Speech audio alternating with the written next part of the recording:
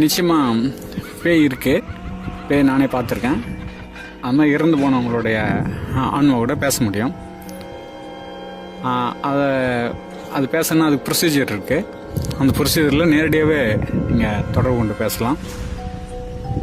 இதை நிரூபிக்க முடியும் அப்படின்னா அது நிறைய மக்கள்கிட்ட அது மாதிரி நிரூபிச்சு காமிச்சிருக்கிறோம்.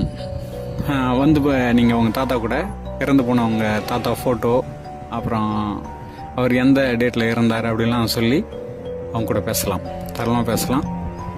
நான் நிறைய டைம் பேயை பார்த்துருக்கேன், பேயை வளர்த்துட்டுருக்குறேன், பேய் கூட பழகிருக்கிறேன். அதான் இப்போ நான் சொல்கிறேன், உங்கள் கூடயும் பேயை பேச வைக்க முடியும். பொதுவாக உங்கள் தாத்தானா தான் உங்களுக்கு சென்டிமெண்ட்டாக இருக்கும்.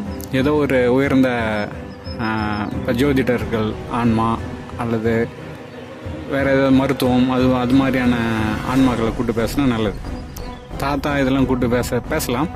ஆனால் சென்டிமெண்ட் இஷ்யூ ஆகும், அது பிரச்சனையும் உண்டாக்கும். ஆனால் தாராளமாக பேசலாம். நான் பேச வச்சுருக்கேன். உங்களுக்கு விருப்பம்னா இல்லை யாருக்கு விருப்பமோ அவங்களாம் தொடர்பு கொண்டா பேசலாம், தாராளமாக பேசலாம்.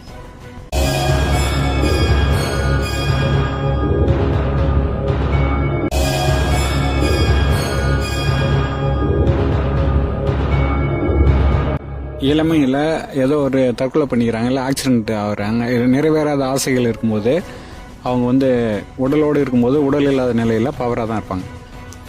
ஆனால் ஆசைகள்லாம் இல்லாமல் அந்த வயசாகி போய் ரொம்ப நாள் படுத்துருந்து இருக்காங்க இல்லைங்களா, அவங்களெல்லாம் ஆக்ரோஷமாக இருக்க முடியாது.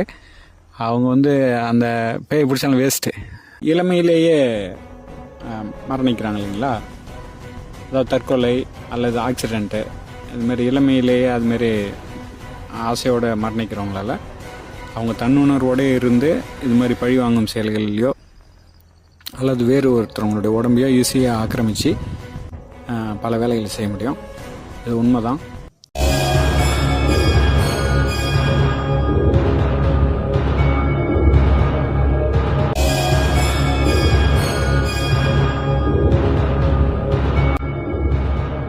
உங்களுக்கு தேவையான எப்படி நாய் நீங்கள் செலக்ட் பண்ணி வாங்கிட்டு வரீங்களோ அதுமாரி பேய் என்னதுங்க செலக்ட் பண்ணி வாங்கிட்டு பிடிச்சின்னு வளர்க்கலாம்.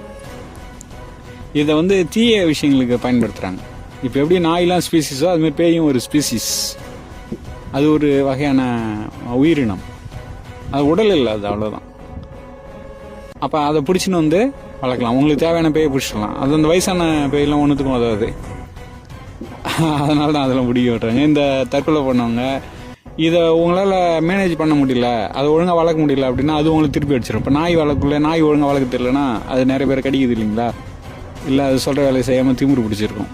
அது மாதிரி பேயை வளர்க்க தெரியல, அதுவும் கூட உங்களால் அதை ஹேண்டில் பண்ண முடியலன்னா இந்த மாதிரி விஷயத்தில் இறங்கக்கூடாது. இது மாதிரி நல்லா திறமையாக அறிவாக இப்போ எங்களை மாதிரி இருக்கிறவங்க அந்த பேயை பிடிச்சி நாங்கள் அது மாதிரி 10 பேயை நான் வளர்த்துருக்குறேன். வளர்த்து அதுக்கப்புறம் அதை பற்றி மாஸ்டரி வந்தோடனே அதை விட்டுட்டேன். அதை பற்றிய அறிவு நமக்கு ஃபுல் நாலேஜ் வந்தோடனே தேவையில்லை. இப்போ எப்படி கிளி வளர்த்தது போதும் அப்படின்னு விட்டுறீங்களா, அது மாதிரி இப்போ வேணுன்னா உங்களுக்கு இதை நிரூபிக்க முடியும். அதுமாதிரி குறிப்பிட்ட பேயை பிடிச்சி அதை வளர்க்கலாம்.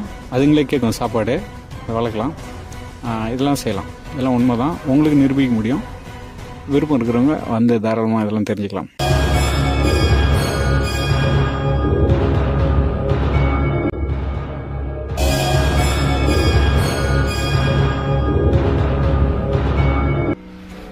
நம்ம உடம்பு ஒரு கருவி, அந்த கருவியை இழந்துடுச்சு, அவ்வளோதான். அப்போ அதுக்கு அந்த கருவி தேவை.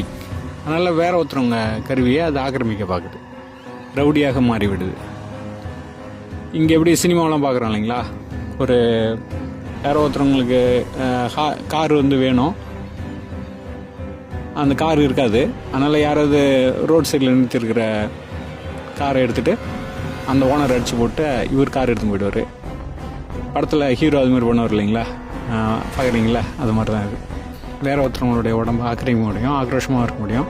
ஆனால் வயசாகி இறக்குறாங்க இல்லைங்களா, அவங்களாம் அது மாதிரி இருக்க மாட்டாங்க.